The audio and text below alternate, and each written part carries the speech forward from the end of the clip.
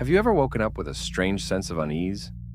Like someone's warning you of danger, but you can't quite decipher the message? Know this, it's no accident. Your mind is a success factory, and if it's sending you defective parts in the form of nightmares, it means you're violating its instructions. In this video, I won't just explain the true meaning behind the symbols. I'll give you a clear, practical action plan. 3 steps for each dream. Like an engineer fine-tuning a machine, you'll fine-tune your mind. You'll transform anxiety into fuel and fear into strategy. Ready? Then let's start with the first and most disturbing part. Plot 1. You're being chased. You dream that something is chasing you. A monster, a shadow, an unknown force. You run, your heart pounding, but you can't escape. You wake up in a cold sweat. Shadows are the part of our personality that we suppress. But as a practitioner, I'll put it more simply. Your subconscious is screaming at you that you're running from a problem rather than solving it. Who is the stalker? It's your unresolved conflict at work. It's your duty that you're ignoring.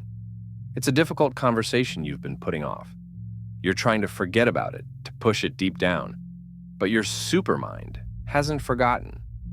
It has materialized your problem in the form of a stalker, so that you finally turn around and react. Practical plan and solution. 1. Turn around and recognize. Tomorrow morning, take a notebook and ask yourself a stark question. What am I actively ignoring in my life? What problem causes me the greatest fear?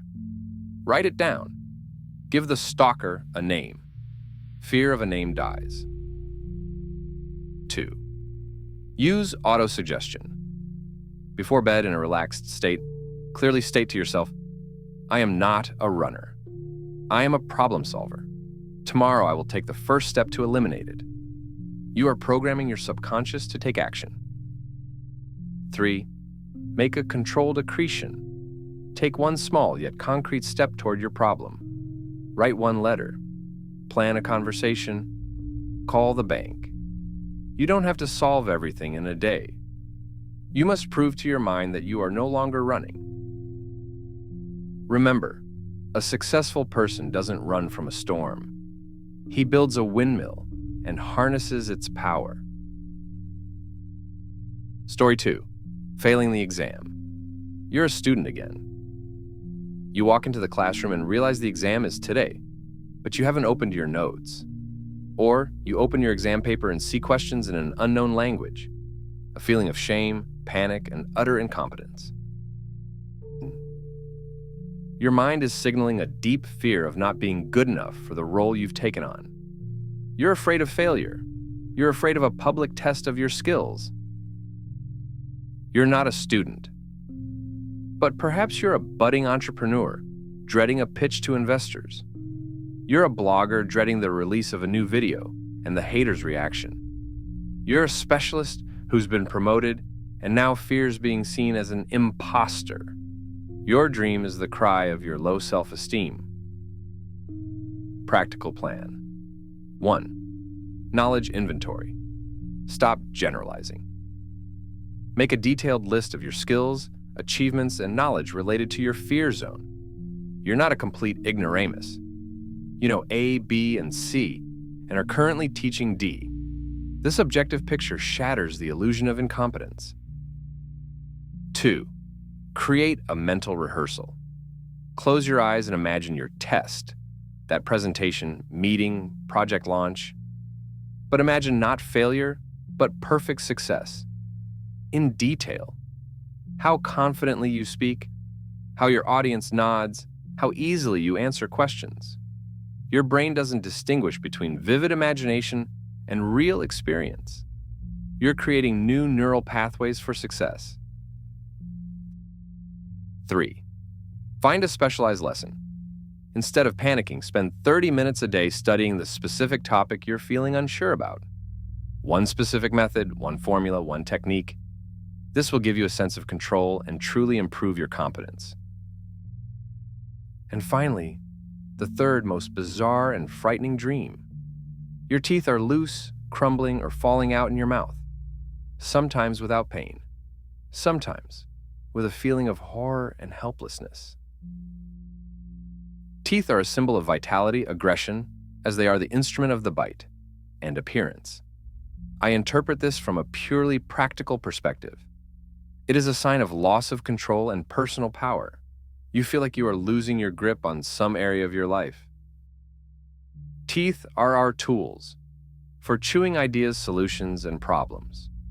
When they fall out, it means you are unable to digest the current situation. You are losing the ability to influence events. Perhaps you have fallen into financial dependence. Your relationship has crumbled, or your authority at work is being mocked. You feel like you are falling apart. Practical plan. 1. Diagnosing the weak link. Honestly, assess the 5 key areas of your life: finances, career, health, family, and personal growth. In which of these areas do you feel the greatest chaos and loss of control? Identify the epicenter of the problem. You can't fix what's not recognized as broken. 2.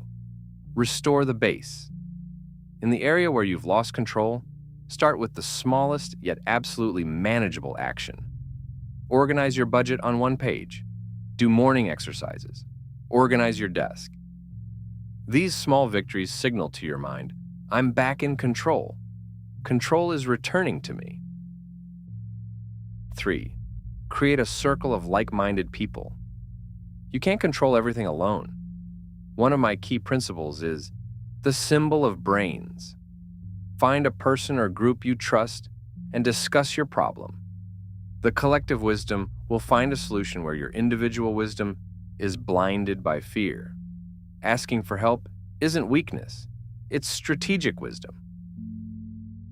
If these images appear in your dreams, don't rush to dismiss them as random mental junk. Your unconscious is trying to reach you, pointing out areas where your psyche has lost its balance. Your task is not to run from these images, but to engage in a dialogue with them, trying to understand what part of your wholeness they represent. Anyone who dares to peer into this abyss takes the first and most important step on the path to individuation, discovering your true self. If this conversation resonates with you, subscribe to the channel. Together, we will continue this journey into ourselves to learn not just to decipher the messages of the unconscious, but to integrate them, transforming internal conflicts into a source of strength and integrity.